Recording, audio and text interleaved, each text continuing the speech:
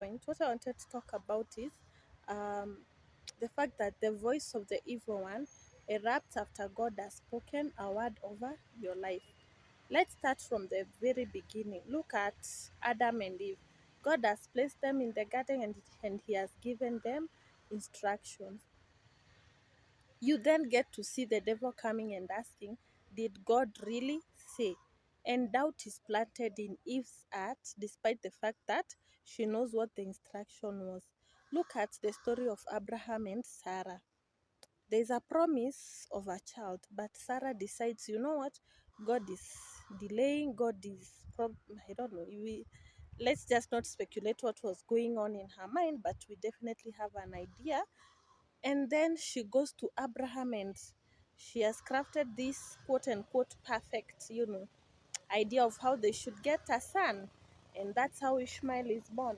And what God had in mind for the children of Israel, the children of Abraham, it wasn't, Ishmael was not part of it. It had to be Isaac. It had to be from Sarah's womb.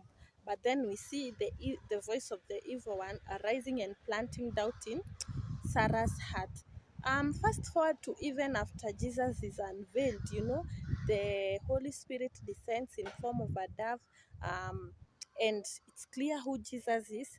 And suddenly, you see again the voice of the evil one, erupting, and as Jesus goes to fast for 40 days, the evil one encounters him immediately. And even prior to that, once King Herod realized that, a king was going to be born, you see again the voice of the evil one erupting, and Herod is deciding all kids have to be killed just so that he could get to this one particular child. And Jesus and his parents had to run for safety.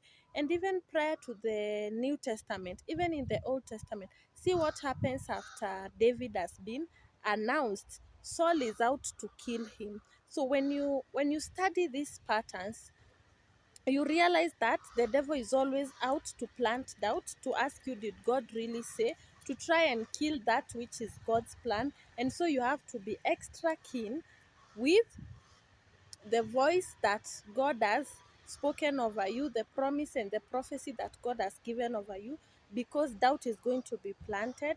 The wrong voice is going to erupt to try and make you question what God has said, and you have to remain steadfast.